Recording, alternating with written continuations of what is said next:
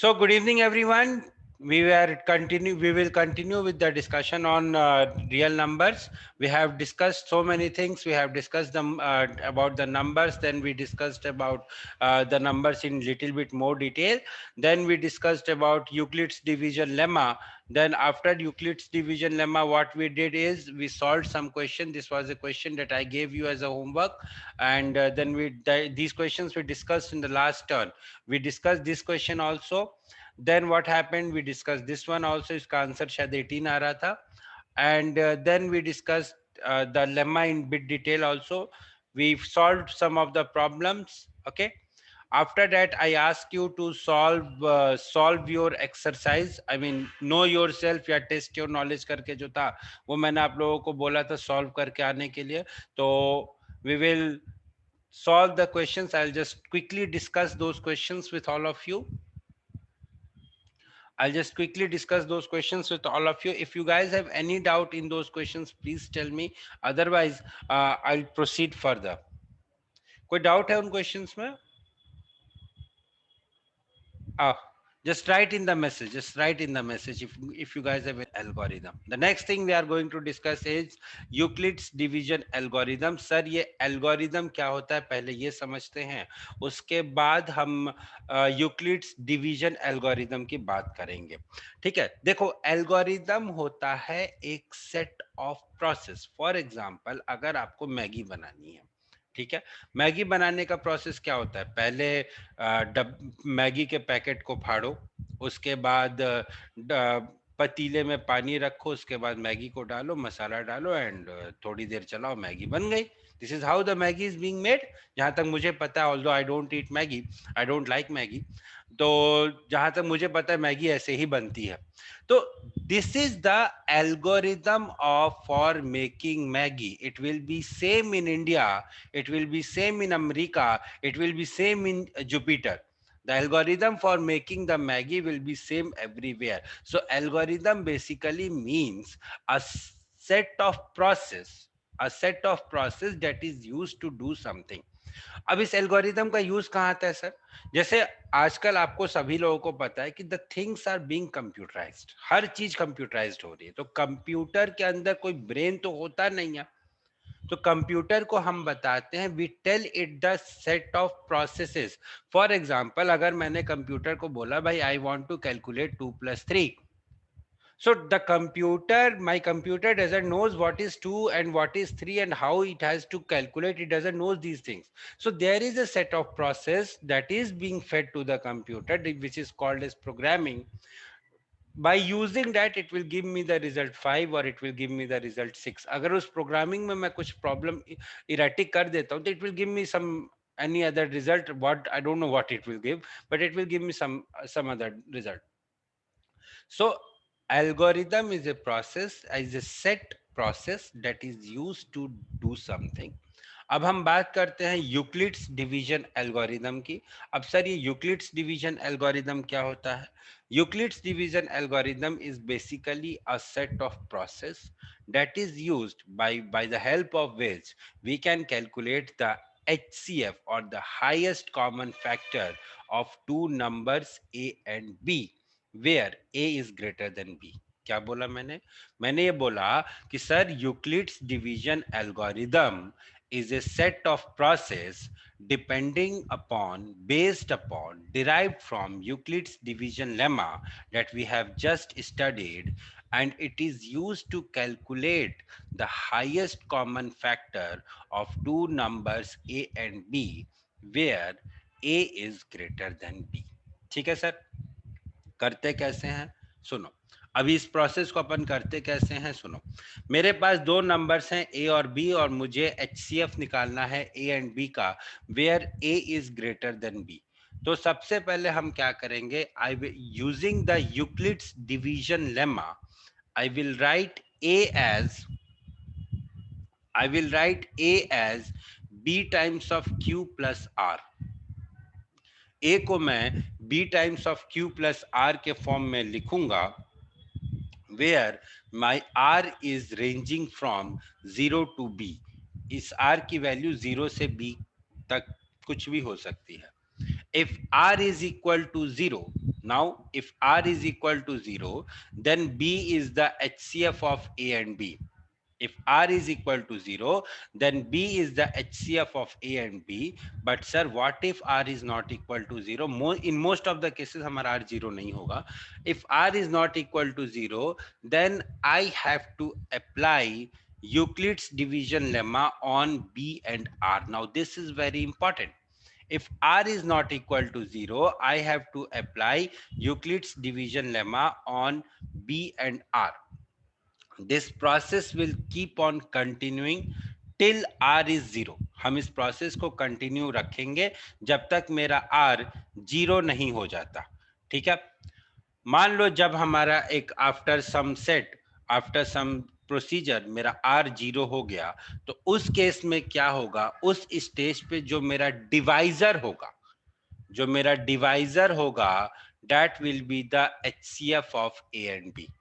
वो तरीका भूल जाओ जो हम बचपन में करते थे कि 12 और 18 का HCF निकालना है, तो 12 is equal to 6 into 2, 18 is equal to 6 into 3, और दोनों में से देख लिया सबसे बड़ा कॉमन कौन सा है, दैट इज 6, तो HCF will be 6. That is also a method, we will read about that also.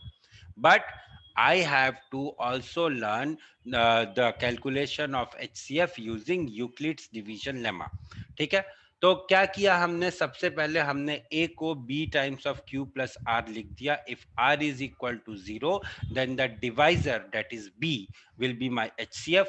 However, if R is not equal to 0, then I will continue my Euclid's division lemma on B and R. Now this is very important कि if R is not equal to 0, तो मुझे Euclid's division lemma कहाँ लगाना है. Then I will continue my Euclid's division lemma on B and R, and this process will continue till I am getting R is equal to 0. उसके बाद जब R मेरा 0 आ गया, उस केस में जो डिवाइजर होगा that will be my HCF. This is how I have to solve it. Now I will pause for 30 seconds and I will allow you guys to. So 38318 will be equal to 195 multiplied by 196 plus 98. ठीक है. अब यहां पे देखो, जो confusion होता है इस टाइप के प्रोसेस में, जो कंफ्यूजन होता है यहाँ पे करने में, वो सिर्फ एक ही चीज होती है कि सर A कौन सा होगा, B कौन सा होगा, Q कौन सा होगा, R कौन सा होगा. बस इसके अलावा कहीं कोई कंफ्यूजन नहीं है. So this is A, this is my B, this is my Q and this is my R. हमने एल्गोरिदम में क्या पढ़ा था, हमने एल्गोरिदम में ये पढ़ा था कि if my remainder is not equal to 0, in that case I have to apply my Euclid's division lemma on B and R. Normally बच्चे क्या मिस्टेक करते हैं, इस स्टेप के बाद क्या मिस्टेक करते हैं, वो ये बोलेंगे कि now I will apply Euclid's division lemma on 195 and 98. That is not the case. You are not supposed to apply Euclid's division lemma on 195 and 198. Rather, you have to apply this Euclid's division lemma on 196 and 98. So now what will happen, 196 is equal to 98 multiplied by 2 plus 0. 98 multiplied by 2 क्या होता है, 0 होता है. So 196 is equal to 98 multiplied by 2 plus 0. और हमने क्या पढ़ा था, अभी हम लोगों ने एल्गोरिदम में देखा था, when my remainder is equal to 0, in that case B will be my HCF. When my remainder is equal to 0, in that case, B will be my HCF. So here, my HCF is coming out to be how much? 98. अब यहाँ पे this is A, this is B, A is equal to BQ plus R. यहाँ पे भी A is equal to BQ plus R है. So my B will be my HCF. So my HCF here will be equal to 98. This is how the question is to be solved. क्या किया हमने, सबसे पहले सुनो, मैंने 38318 को मैंने 195 मल्टीप्लाइड बाय 196 प्लस 98 कर दिया. ठीक है. कैसे पता लगाया, ये कैसे आएगा भाई, ये हमें लॉन्ग डिवीजन मेथड से ही करना पड़ेगा. कोई और ऑप्शन नहीं है, I have to do this by long division method. तो 38318 is equal to 195 into 96, 196 plus 98. Now my remainder is not equal to 0, so I will apply Euclid's division lemma on 196 and 98. So 196 will be equal to 98 multiplied by 2 plus 0. So when 196, now my remainder is coming out to be 0, therefore my HCF will be 98. This is how the question is to be done. So I want to calculate the HCF of 56 and 814. The first thing will be I want to write 814 in terms of 56. अब भाई मुझे तो नहीं है पता कि कैसे लिख सकते हैं. So I have no other option rather than I have to try some of the things. I have to try some of the numbers. तो हम कैसे ट्राई करेंगे देखो, अब ध्यान से समझना. I'm going to tell you some of the tricks of division. देखो भाई, 56 मल्टीप्लाइड बाई 10 होता है 560. तो ये बात तो तय है कि ये जो नंबर है ये 10 टाइम से ज्यादा होगा. ठीक है. अब इसके बाद अब डिफरेंस जो आ रहा है वो डिफरेंस लगभग 40 का यहाँ पे और 214, आई मीन 254 का अराउंड डिफरेंस आ रहा है. स्टिल 10 टाइम से 214 का जो है 254 का डिफरेंस अभी और आ रहा है. तो I can try 56 into 14. That will be somewhat near to 814. ट्राई करके देखते हैं. 56 into 10 is 560 and 56 into 4 is 224, that is 224. दोनों को अगर हमने ऐड किया तो आई एम गेटिंग 784. डिफरेंस देखा तो 16 इधर एंड 14 इधर, डेट इज 30. सो ये काम मेरा बन रहा है. ये काम मेरा बन रहा है. ये 14 टाइम्स जाएगा, 15 टाइम्स नहीं जाएगा. एक बार चेक करके देख लो. 56 इंटू 5 की वैल्यू होती है, 56 into 5 is 280. तो 560 plus 280, that is way higher than 840. So it won't go with 15 times, it will go with 14 times only. So now what I will do is I will write 814 as equal to 56 multiplied by 14 plus जो difference आया वो जरा मुझे difference calculate करके बताओ जल्दी, कितना difference आएगा 814 में से. अगर मैं 814 में से 56 मल्टीप्लाइड बाय 14 को सब्ट्रैक्ट करूं तो please tell me what will be the difference. Fast please tell me what will be the difference. Please tell me. No, कोई नहीं बता रहा है. चलो ठीक है. It will be 30. It will be 30. Okay. Now my remainder is not equal to 0. ठीक है.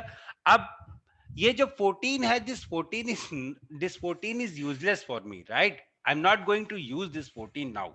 Now what I will do is I will write this 56 as 30 multiplied by 1 plus 26.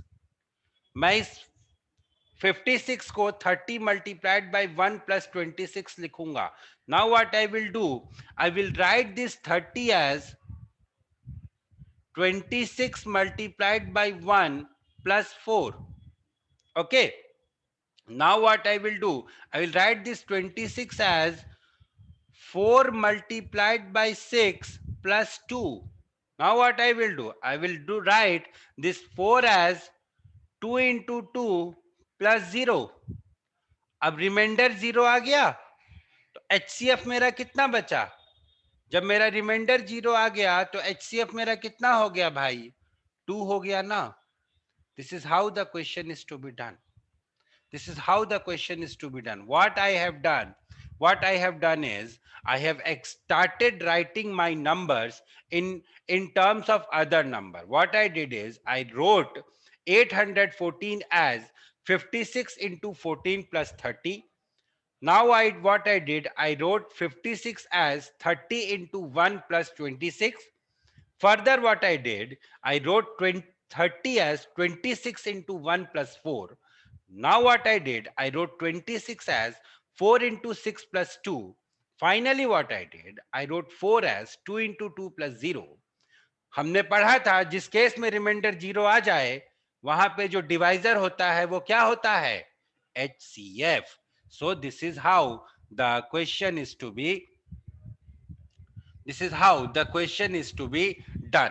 ठीक है, तो this is how the question is to be done. This question will be your homework. ये question आप लोगों को खुद करना है, तो ये आप करें और मुझे अगली क्लास में आंसर बताएं. आगे बढ़ते हैं. ठीक है. यस, वरेनियम, you are correct that this is more easy. This is more easy. I know that prime factorisation is more easy, but हम कुछ कर नहीं सकते हैं बेटा. I don't have any other option, right? I have to do it like this. ठीक है, चलो. Sir, answer is 175 by 179 by Euclid's division algorithm. Okay, ठीक है.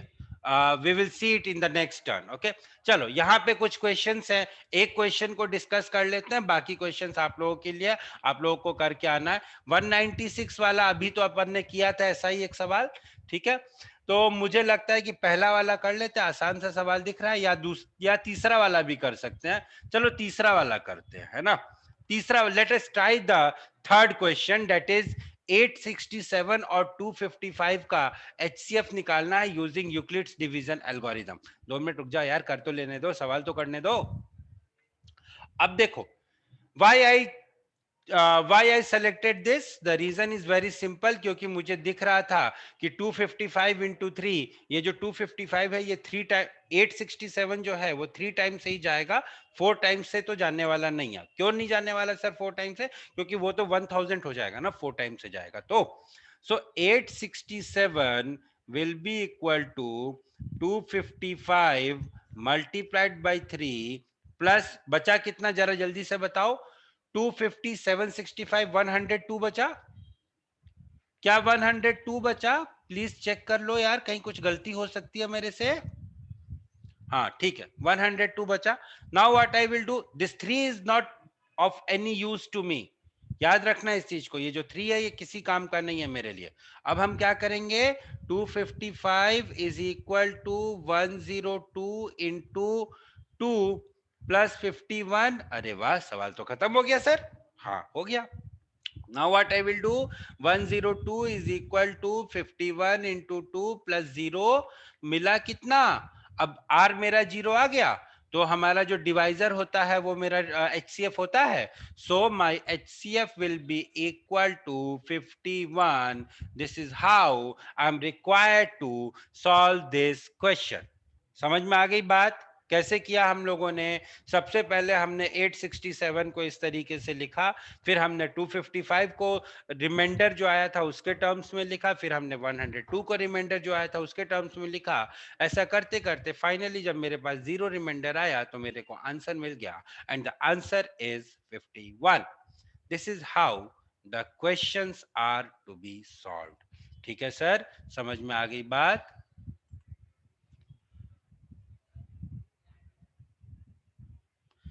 ठीक है, उससे क्या प्रॉब्लम है, कहीं के भी question, what is the problem in that. ठीक है. So of solving this question, okay, i'm I'm not satisfied with the method that is given in your textbooks, but yes, there are different methods of solving this question. What I have developed a method that I will be telling you now. Okay, and if you want then I will explain you the textbook method also. See, इसमें हमको बोला है if D is the HCF of 468 and 222. So first of all, by using Euclid's division lemma, I can calculate that sir D is equal to 6. The HCF is equal to 6. Now what the question is saying, if D is equal to or 6 is equal to 468x plus 222y. If 6 is equal to 468 plus 222y, I have to calculate any two value of x and y, and further I have to show that the value of x and y is unique. See, when you will see, अगर इसको ध्यान से देखो, so this is a linear equation in two variable. What I'm trying to tell you, please try to understand. If you see, if you look at it carefully, this is a linear equation in two variable. Okay, so its graph, if I want to calculate y versus x, then it will be a straight line. If I want to calculate y versus x, then it will be a straight line. And if it is a straight line, then for every value of x belonging to R, that is for each and every value of x, which is a real number, there will be a corresponding value of y that will satisfy this equation. क्या कहने का मतलब है sir, मैंने क्या बोल दिया मैंने? If I want to, so इस क्वेश्चन में there can be n number of values of x and y that will satisfy this equation, because इस equation का जो ग्राफ होगा वो कुछ इस तरीके से होगा. तो x और y की कोई भी वैल्यू ले लो, it will be satisfied only. आप x की निगेटिव में वैल्यू लोगे तो y की वैल्यू आपकी पॉजिटिव में आएगी, but then also it will satisfy. ठीक है, अब कैसे सॉल्व करते हैं देखो. I want to I want to find a value of x and y satisfying this.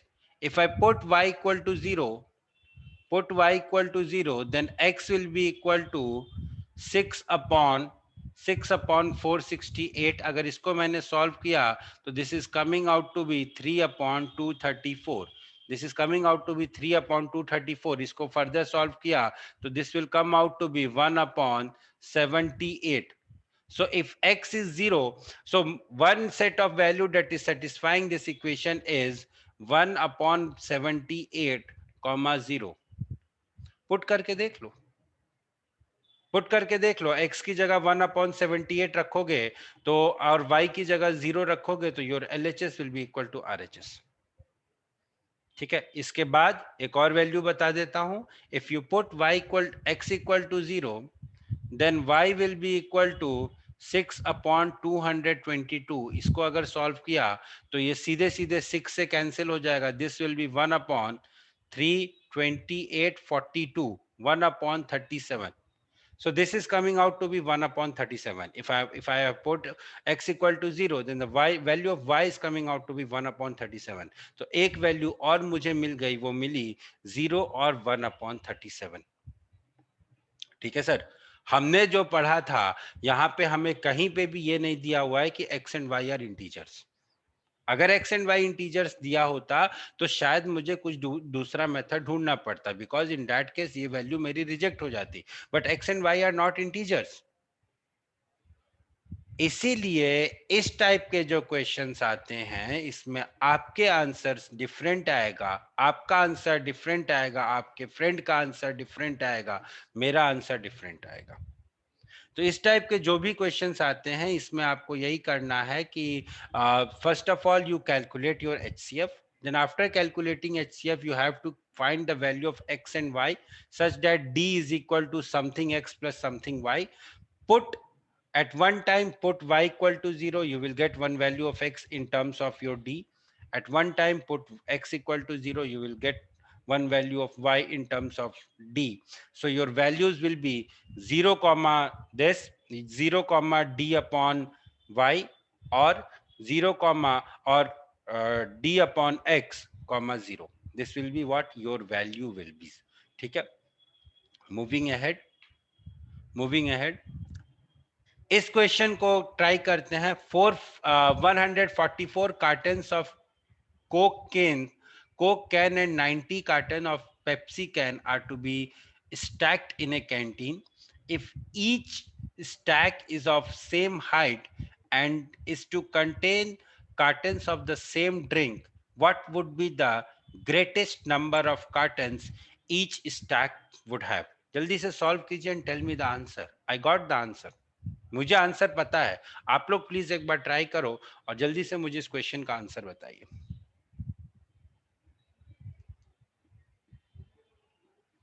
Please try.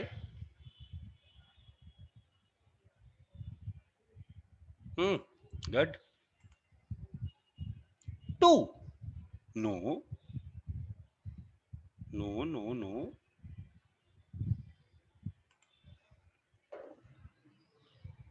That's very interesting.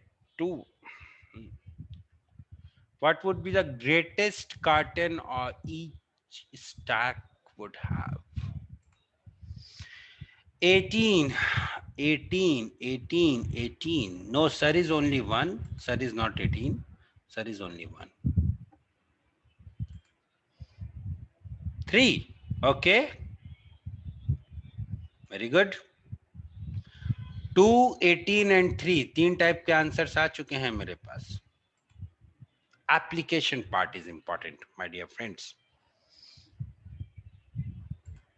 Application. Okay.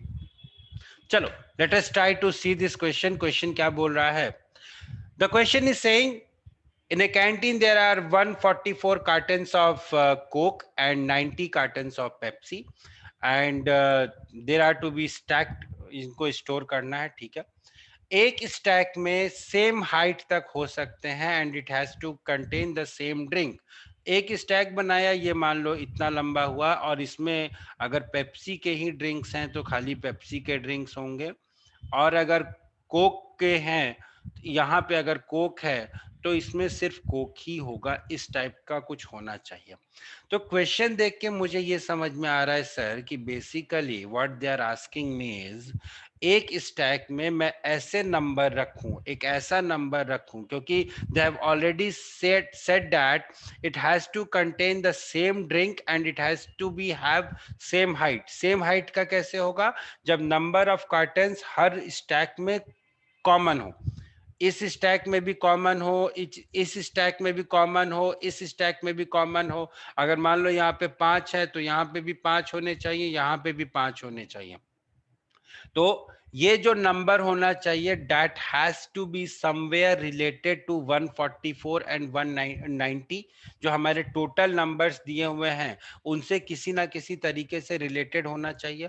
Further उन्होंने ये कहा है कि इसमें ड्रिंक भी सेम होनी चाहिए. ऐसा नहीं कि इसमें आधे में आपने पेप्सी भर दिया, आधे में कोल्ड ड्रिंक भर दिया, ऐसा नहीं, कोक भर दिया, ऐसा नहीं चलेगा. पूरे में आपको पेप्सी ही भरनी पड़ेगी. दैट मीन्स अब इन दोनों कंडीशन से हमें ये बात पता चल गई कि मैं यहाँ पे कुछ भी रखूं, यहाँ पे कुछ भी रखूं, X Y Z A B C D कुछ भी रखूं, but that X should be a factor of 144. At the same time, that x should be a factor of 90 also. ये जो x मेरा होगा, जो कि इस स्टैक में होगा, that should be a factor of both 144 and 90. अगर ये इन दोनों नंबर्स का फैक्टर नहीं हुआ, in that case my condition will be violated. In no case of time, in no point of time, I'm supposed to violate the conditions, right? So मेरा जो x होगा वो कुछ भी हो सकता है, but it has to be a factor of for 144 and 90. That means it has to be a common factor of 144 and 90. So 144 और 90 के तो कई सारे common factors हो जाएंगे, but since मुझसे पूछा what would be the greatest number of cartons, what would be the greatest number of carton, मुझे स्पेस की भी रिस्ट्रिक्शन है, तो मेरे पास कार्टन्स जो हैं वो मैक्सिमम होना चाहिए and plus it should be of the same height. Therefore my dear friends, I will be going with HCF of 144 and 90. तो अब HCF ऑफ 144 एंड 90 निकालना है तो निकाल दो भाई, इसमें क्या प्रॉब्लम है. 144 is equal to 90 multiplied by 1 plus 10 इधर और 54 इधर, 54 आ गया. Now 90 is equal to 54 multiplied by 1 plus कितना बचा, 36, 36 बचा. Now 54 is equal to 36 multiplied by 1 plus 18. तो 36 is equal to 18 into 2 plus 0. So my dear friends, the HCF is 18. So the greatest number of cartons will be 18. This is how the question is to be solved. This is how the question is to be solved. ठीक है. So the greatest number of cartons will be 18. ठीक है sir. So the greatest number of cartons will be 18. Yes, good, great. चले आगे बढ़े. किसी को कोई डाउट हो तो इस क्वेश्चन में प्लीज पूछ लो भाई। किसी को कोई डाउट है इस क्वेश्चन में तो प्लीज पूछ लो।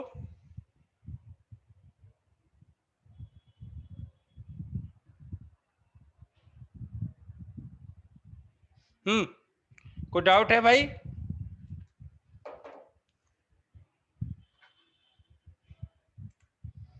No sir, no doubt. ठीक है, चलो। Next is fundamental theorem of arithmetic. Next is fundamental theorem of arithmetic that we have to study. Now, sir, what is this fundamental theorem of arithmetic? Fundamental theorem of arithmetic says that every composite number can be expressed as a product of prime, and this factorization is unique except for the order in which the prime factors occur. ठीक है, ये जो हर composite number को हम prime numbers के factors के terms में express कर सकते हैं. This is what the theorem says. Every composite number can be expressed in terms of factors of prime number. For example 12 की बात करते हैं. 12 can be expressed in terms of the factors of prime number. That is, sir कैसे? 12 को मैंने लिखा 2 into 6 हम लिख सकते हैं 12 को. ये जो 6 है इसको मैं 3 इंटू 2 लिख सकता हूँ. So 12 can be written as 2 into 2 into 3 which is nothing but 2 square into 3. 12 can be written as 2 square into 3. So what I got is 12 can be expressed as any prime number can be expressed, any composite number can be expressed as a product of prime numbers, and this factorization is unique. ये जो factorization है ये एक unique factorization है. Unique factorization का मतलब 3 into 2 square is also equal to 2 square into 3. 3 into 2 square is equal to 2 square into 3. So this is what this fundamental theorem of arithmetic is saying. Now I will be coming to HCF and LCM. अब sir HCF and LCM की बात कर लें थोड़ी सी. HCF and LCM of numbers can be determined by prime factorization. Obvious सी बात है, हम prime factorisation से दो नंबर्स का HCF और LCM निकाल सकते हैं. हमें हर बार यूक्लिड्स डिवीजन लेमा को यूज करने की जरूरत नहीं है.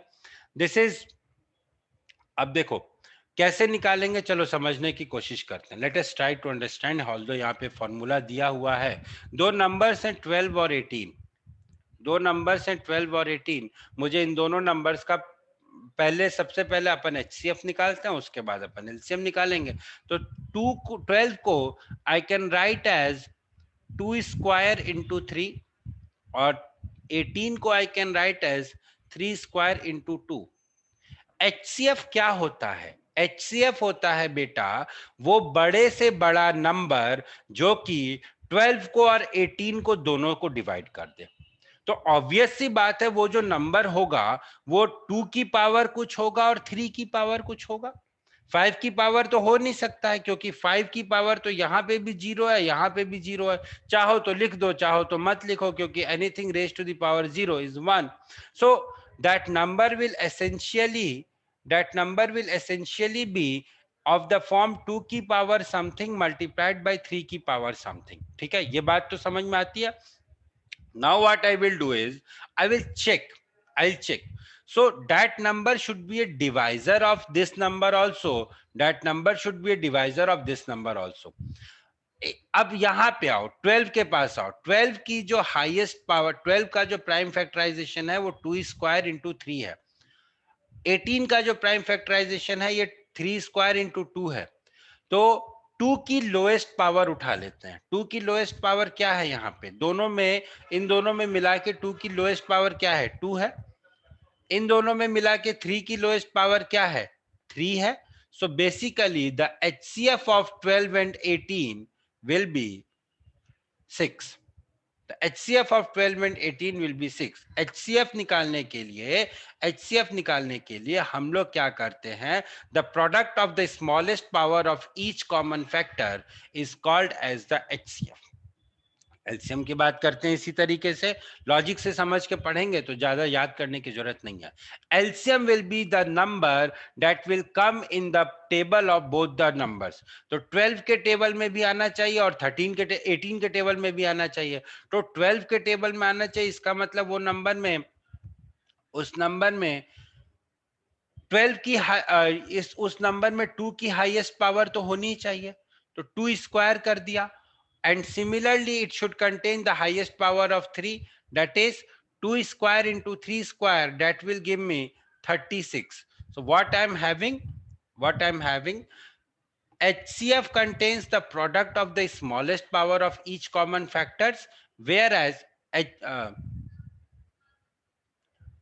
HCF contains the product of the smallest power of each common factors, and the LCM is product of the biggest power of each of the prime factors. सारे prime factors के biggest power का जो product होगा या largest power का जो product होगा, that will be called as LCM, और सारे prime factors के smallest power का जो product होगा, that will be called as HCF. Highest में smallest, lowest में highest, बस उल्टा होता है। यहाँ पे याद करना चाहो तो ऐसे याद कर सकते हो। अब एक बहुत कॉमन सी चीज आती है सर, कि अगर एलसीएम इंटू एचसीएफ किया तो मुझे क्या मिलेगा। एलसीएम इंटू एचसीएफ जब हम करते हैं तो we get the product of the two numbers. जब भी हम एलसीएम इंटू एचसीएफ करते हैं तो I get the product of two numbers. अब इसका एप्लीकेशन क्या होता है, इसका एप्लीकेशन भी देख लेते हैं। एक एप्लीकेशन देखते हैं फिर आगे बढ़ेंगे। मान लो आपके पास दो नंबर्स दिए हुए हैं x एंड y, दो नंबर्स दिए हुए हैं x and y, and suppose they are saying that these two numbers are coprime. ये दोनों नंबर्स क्या हैं, को प्राइम है। फर्दर आपसे ये कहा गया है कि the HCF of the two numbers is say 6. The HCF of the two numbers is say 6. So I want to write the product of the two numbers. So x multiplied by y, x multiplied by y की value क्या होगी, ये मुझे लिखना है। देखो why I am telling you this, क्योंकि कुछ कंफ्यूजन होता है लोगों में कि कैसे हम नंबर को लिखते हैं। तो देखो, अगर x और y को प्राइम है, ठीक है, तो मान लो x इज से अल्फा और y इज से बीटा, ठीक है। ये दोनों नंबर्स को प्राइम है तो इनको मैंने अल्फा एंड बीटा मान लिया, प्लस इन दोनों नंबर्स का, एक second, I am making a mistake. If I'm saying that the numbers are co-prime, then their HCF cannot be equal to 6. I'm sorry, just take another example. Okay, I was just making two contradictory statements. I'm having two numbers x and y, और इनका जो HCF है वो 6 है, ठीक है। Now I want to write what will be the product of the numbers. तो देखो हम कैसे लिखेंगे। अगर इन दोनों नंबर्स का HCF 6 है तो my x can be written as 6 multiplied by k1, where k1 is any constant जिसकी वैल्यू मुझे नहीं पता है। My y can be written as 6 multiplied by k2, where k2 is any number, any prime number जिसकी वैल्यू मुझे नहीं पता है। And so the product of the numbers will be equal to 6 into 6 into k1 into k2. The product of the numbers, product will be equal to 6 into 6 multiplied by k1 multiplied by k2. And if I want to calculate the LCM of the numbers, if I want to calculate the LCM, then LCM will be given by 6 into 6 multiplied by k1 into k2 divided by HCF kar do. So this will be equal to, LCM of the numbers will be equal to 6 k1 into k2. इस type की conditions आपको आगे मिलेंगी जब हम questions करेंगे, ठीक है। तो आगे बढ़ते हैं। Okay, now the question is, okay, if somebody wants to ask something, please ask. See, I told you na ki I made a contradictory statement So that condition I already deleted, right? मैंने पहले बोला था कि the numbers are co-prime, but the numbers are not co-prime. When I said that the HCF is 1, that contradictory statement I changed, right? Now the question is, you have to apply you have to find LCM and HCF of the following integers by applying the prime factorization method. कैसे apply करेंगे, कैसे करेंगे, एक दो questions कर लेते हैं before घड़ी का घंटा बज जाए, समय का घंटा बज जाए. तो चलो पहले क्वेश्चन को ट्राई करते हैं. y on dividing HCF we are getting LCM. See, product of the numbers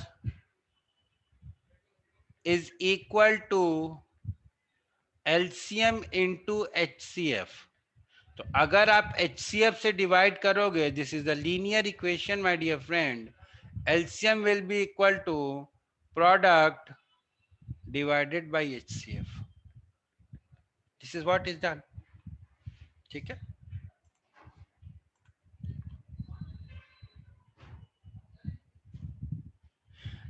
सी, इसके प्रूफ में कुछ नहीं है, इसके प्रूफ में कुछ नहीं है. चलो देख लेते हैं, इसका प्रूफ भी देख लेते हैं. हमने दो नंबर्स लिया था, एक नंबर 12 लिया था, एक नंबर हमने 18 लिया था. 12 को मैंने लिखा 2 स्क्वायर इंटू 3, 18 को मैंने लिखा 3 स्क्वायर इंटू 2. इन दोनों नंबर्स को जब मैं मल्टीप्लाई करूंगा तो I will get 2 cube into 3 cube. इन दोनों का जो एलसीएम आया था, वो एचसीएफ आया था, वो आया था 2 into 3. So finally what I am getting, 3 से 3 ये कैंसिल हो गया और यहां से ये कैंसिल हो गया, which is equal to 2 square into 3 square, which is equal to 36. And this is what was the LCM. हो गया प्रूफ. हर बार कोई भी प्रूफ एक्स लेकर नहीं करते हैं, कई बार कुछ प्रूफ हम एग्जांपल्स लेके भी करते हैं. If you want to prove this in for another number, but remember this is valid for two numbers only. दो नंबर्स के केस में ही ये वैलिड होता है, तीन नंबर के केस में ये वैलिड नहीं होता है. So if you want to prove it for another number, another two set of numbers, you can do it. You can do it. ठीक है. चलो HCF 3 LCM 420 चलो देख लेते हैं. Let us try to do this. First case की अगर हम बात करें तो सबसे पहले प्राइम फैक्टर देखो, इन्होंने बोला है कि you have to do it by prime factorisation method. So 12 जो हुआ वो 2 स्क्वायर इंटू 3 हुआ, ये हुआ 3 इंटू 5 हुआ, और 21 जो हुआ वो 3 इंटू 7 हुआ. तो एलसीएम मुझे निकालना है, एलसीएम एचसीएफ मुझे निकालना है. HCF is the lowest power of the common number, तो HCF will be equal to 3. LCM मुझे लिखना है तो LCM is the highest power, तो यहाँ पे क्या हो जाएगा 2 square multiplied by 3 multiplied by 5 into 7. So this will be equal to 20 into 21, which is nothing but 420. This is how I calculated the LCM. This is how I calculated the HCF. LCM निकालने के लिए मैंने simple वही चीजें याद रखना जो चीजें आपको बताई थी. एलसीएम मतलब हाईएस्ट, एचसीएफ मतलब लोएस्ट. ठीक है. सेकंड पार्ट की बात करें, these numbers are prime numbers, तो बहुत अच्छी बात है. 17 is just 17 into 1. 23 is 23 raised to the power 1 and multiplied by 1, of course, multiplied by 1, of course. This is equal to 29 raised to the power 1 multiplied by 1. Now my HCF will be equal to highest power of the common number, which is equal to 1, and my LCM will be equal to सारे factors की highest power, that is equal to 17 into 23 into 29. Calculate कर लेना, जो भी answer होगा that will be your answer. Not concern about that. ठीक है. चलो next is 8, 9 and 25. Very interesting. 8, 9 and 25. अब इसकी बात करते हैं. 8 is 2 raised to the power 3, 9 is 3 raised to the power 2, and 25 is 5 raised to the power 2. अगर मैं एलसीएम की एचसीएफ की बात करता हूं, again multiplied by 1 multiplied by 1 multiplied by 1.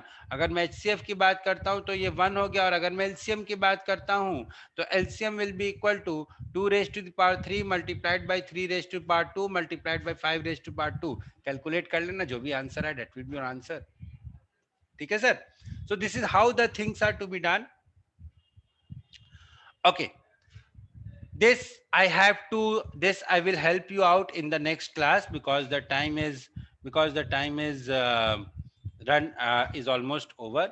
After this question, okay, there are two three questions, four three questions. Okay. Oh, more questions are there. Okay. So I'll help you out with these questions in the next class. Till then, what you can do is you can try the second this exercise given in your module, second exercise given in your module before the irrationality proof. Okay. Yes, that is what I'm telling you. Try the second exercise given in your book before that proof of irrationality.